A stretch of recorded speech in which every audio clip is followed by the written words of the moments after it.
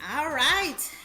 Welcome to the Reimagine You Lab podcast. And this is the space and place where we learn, test, try, and say goodbye to doubt and delay. I am your host, Michelle Guines, who is the Reimagined Scientist, where I am called to create, cultivate, and collaborate with you. And today I have in the lab with me the Katina Long, who is the realtor investor, the girl that we call your BFF in real estate. Katina, welcome to the lab. Thank you, Michelle. Thank you. I'm glad that you are here today.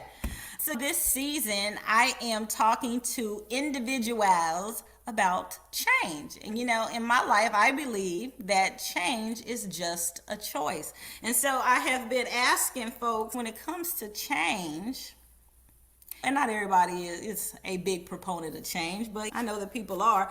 I asked them, and I asked you, what was the biggest change that you've made? And you said, Career. so tell me a little bit about that experience. Tell me what career you was in, and then the change that you made, and the career that we know now that you are a realtor investor. So tell us where you started and how you made the change, and kind of what that experience has been like. So for me, I spent, I don't know, more than a dozen years in corporate America. Right. And I was used to that regular paycheck and everything, but I did not enjoy what I did. I did what I had to do because it was a really good paying job. And when it came time to make a decision, a forced decision after a layoff, I had to decide if I wanted to pursue going forward with trying to find something else in corporate America that would land me right back into the hamster wheel of not enjoying what I do, but like chasing a paycheck, or doing something that I've always wanted to do, but could not do. And so it had been, before I even got laid off, it had been a struggle because I had turned 40. That's a whole different, okay. That's a different change, okay? That's a different change. But I had turned 40 and I was constantly getting, I would get more pay, but I could not move up the corporate ladder.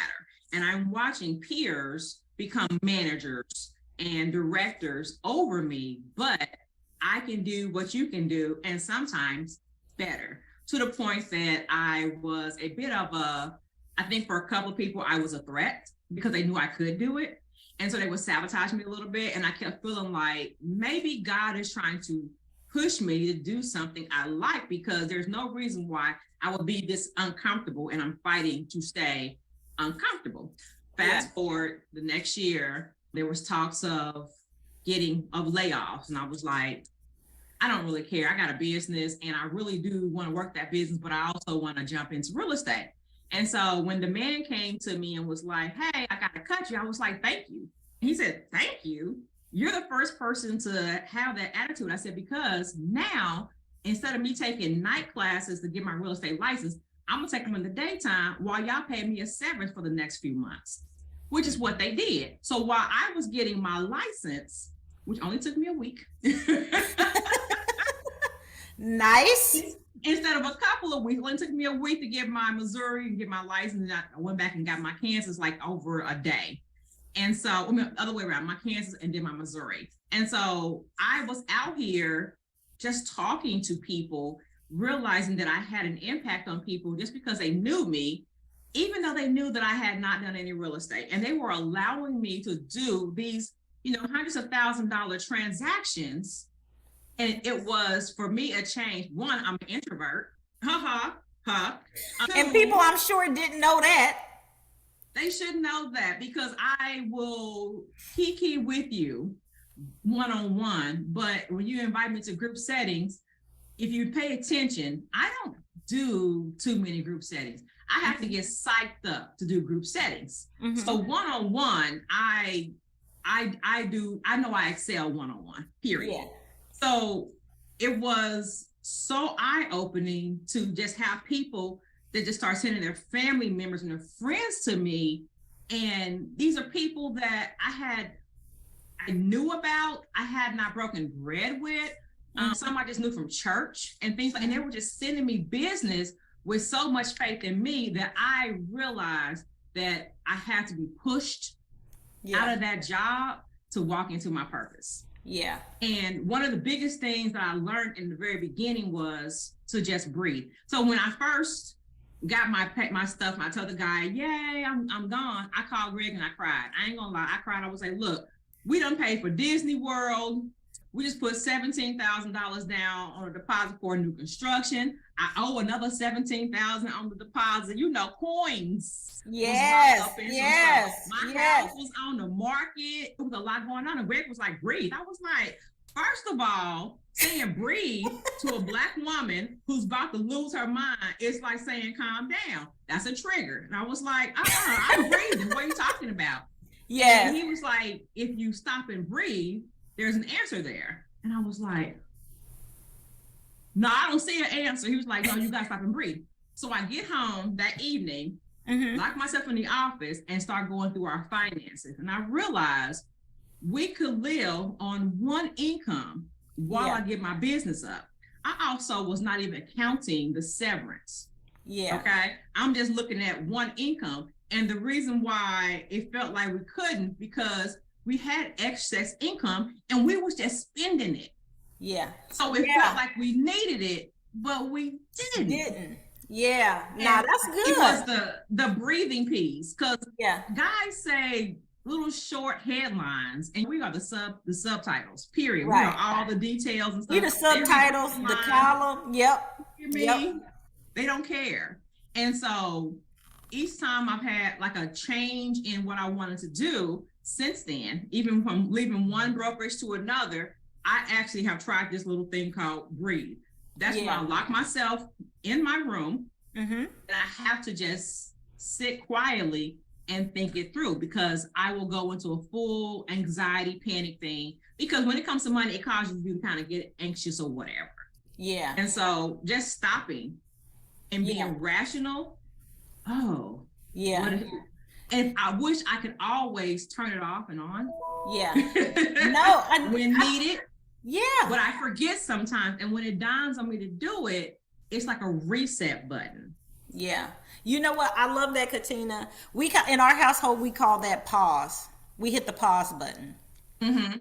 And when you do that, and it really is a physical act that you have to do, so that you can actually see, and like you said, think things through. And sometimes it requires you to whether you're pulling out, for those who are listening in, for some people it's actually pulling out a physical notebook and an ink pen or a pencil and piece of paper. For others, it is pulling out your Excel spreadsheet and your computer and pulling it up and putting your numbers in. Whatever that looks like for you, but it's actually looking at it and saying, hey, this is possible. I was in one of the previous episodes. I was talking to Sheena Moody. She's a salon owner, and she had quit her 9-to-5, and she said, I'm gonna be a salon owner.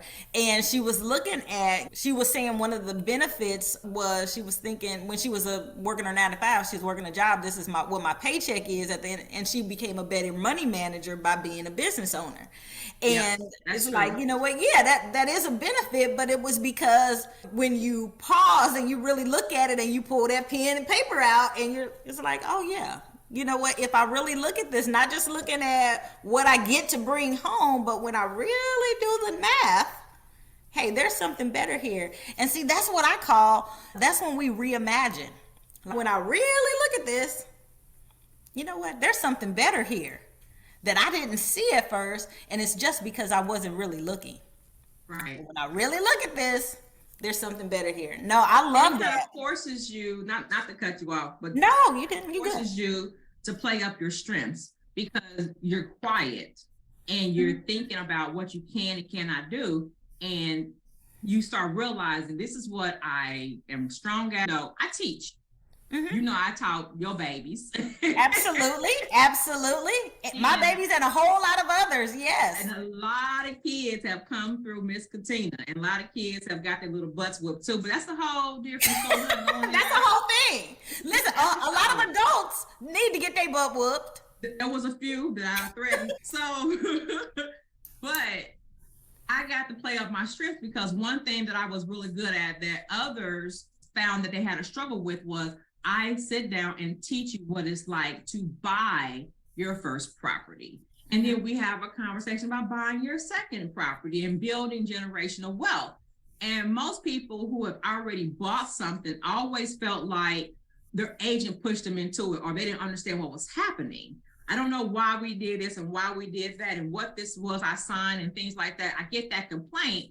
And so it caused me to just have to play up my strength. My strength is you're going to sit down with me and we're going to have this conversation, or I can't work with you, because I know if we walk away and you did not get that one-on-one time with me, you're going to go and run your mouth about how it was a bad transaction, and it was not. Yeah. So even though I wasn't teaching the babies no more after a certain point, I still was using that, a trainer, teacher, whatever you want to call me. I was still using that. And I'm still to this day using that. It is a strength. But if to do that one-on-one thing, which I'm good at. But groups, not yet. I'm working on it though. Yeah. You know what? You said groups? Yes. Is it my strength? Not yet, but I recognize that it's something that I can grow, only because I wrote it down as something that in my business plan that I want to grow. Each year I add something else to challenge myself. So yeah, no, I like that. But you know what, one thing, Katina, is when I introduced you, when it says, when you call yourself, and you are the BFF in real estate, when I think about a BFF, I believe that that's like that's like your go-to. I go to my BFF and I ask them, you know, they're my person that not only do they teach me, they're my person that I can confide in. They're my person that I can ask questions. I can like when I don't feel confident in something, I can go to my BFF, and my BFF will kind of tell me, hey, well, this is what you can do. This is kind of what you can, how to maybe to approach this and that kind of thing. And the really cool thing about that is that you have multiple BFFs, right? You're that person.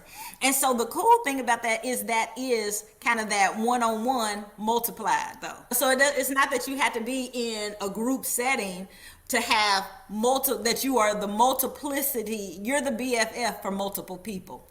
Right. So you can be the BFF to a group of people one-on-one. Yeah. So but yeah, girl, you good. You're good.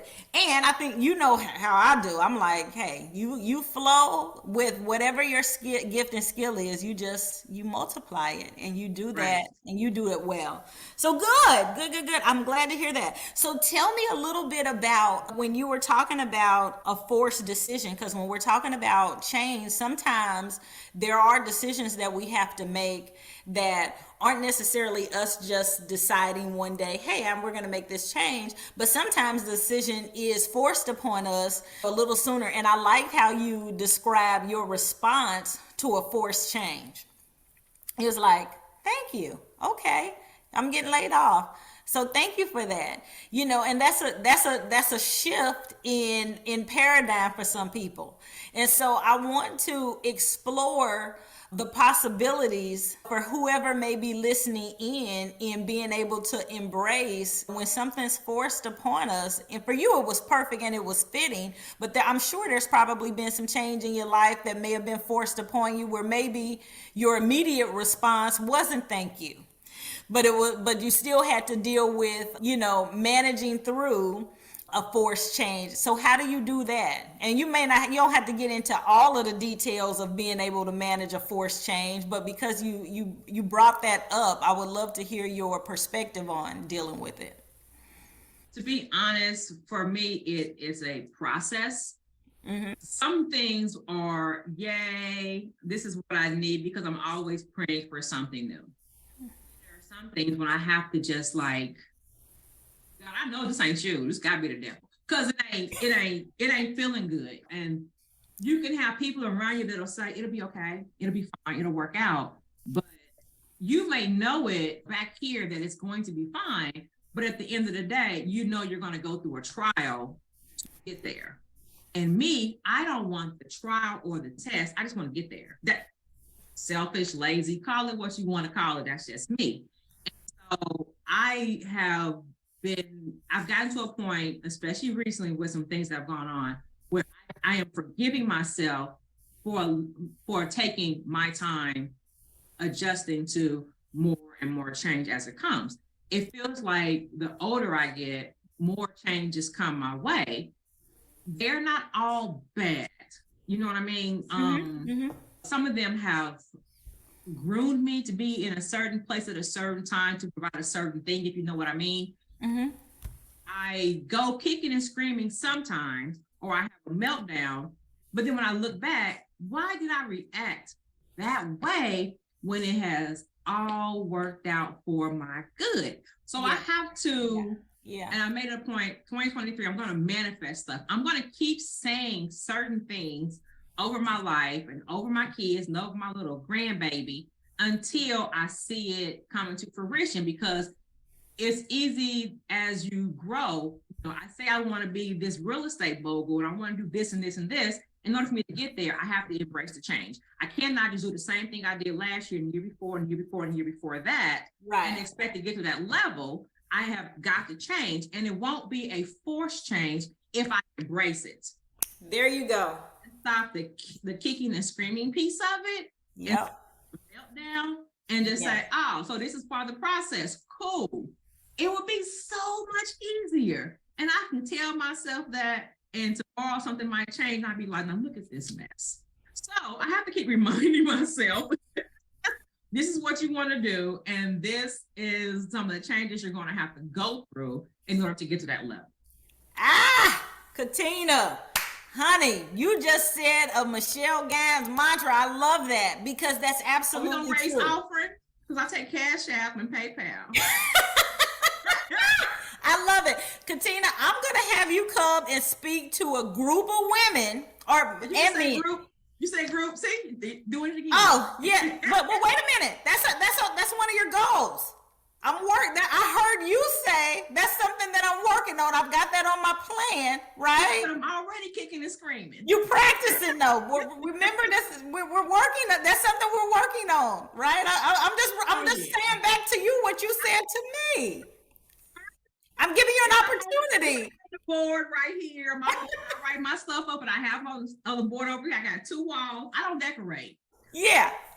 A calendar, and I got my income streams and my goals, and I have my other goals over here. Yes, and that's it. I love it. That's perfect. That's perfect. You, as long as you can see it, because I believe that you see it and you speak it, right? So we speak what we seek till we see what we said. Remember that, okay? So I'm gonna give you an opportunity, but I love this because I believe that we can reimagine. And whatever we were reimagined for, it will be our reality. And that's what this podcast, this is what this is all about. So I thank you. I feel like our time is way too short. These minutes, they go by way too quickly. But I thank you for coming on. And one of the things before we get out of here, because I want to make sure that anytime anybody comes onto this podcast, and you done been dropping jewels, so I am just loving everything that you have shared. But what is the best advice that you give to individuals listening, those change makers that are tuning in today? Share with me and share with them the best advice that you give change makers right now. I don't know what you would consider change makers, but my clients, I definitely tell them on a regular basis, if it is meant to be, it'll be, and don't try to force it. Yeah. And I do that because they'll say, well, I wanted that house, or I wanted that land, or I wanted this and that. If that piece of land or that house was meant for you, you would have had it. If you force it, you might get in there with regrets. And so I am trying to get people to a point where they are just letting whatever God is sending to them, let it come, but stop forcing. Because you can get something that you thought you prayed for, but what it is, you force something that was not meant for you. Yeah, and that's never good. That's never good. That's never good. So embrace the difference. We look for it in this package, and God got it over here in a whole different package. It looks totally different than what we set it out to be all the time. I don't know why, because we be telling God what we want all the time. And he'd be like, I'm gonna give you what you need. Period. Period. End of discussion. End of discussion. You're absolutely right about that. I'm telling you, God done changed my packages up all kind of ways. It's totally different. Totally different. But the beautiful thing too is that it always is what the desire of your heart is, but it just may look different. It may appear different, but it's the desire of your heart. So, hey, no, I like that. I like that, Katina. That's good stuff. That's good stuff. One other thing that you said that I thought was really good too was, and women men too, have a tendency on that control issue. Controlling everything, girl. That's a whole, we might have to do a whole season on controlling stuff and learning to relinquish control. But speak to that a little bit if you feel like it. If I feel like it. I think it's just natural for us because we manage, most women who are married, we manage households, period. Yeah. And relinquishing that is relinquish it to somebody who is not always paying attention. Husbands are here, but they not always knowing what stuff is at, how things are run, how the kids' doctors, they just be, I don't know what men do. Let's just start with what do y'all do all day? But that control piece is because we're so used to lining everything up, organizing everything, replenishing everything, and keeping things moving smoothly that when there's a bump in the road, we feel that only we can fix it sometimes. And we forget that everything that has moved smoothly so far is because God has helped us get to that point where we didn't see the obstacle.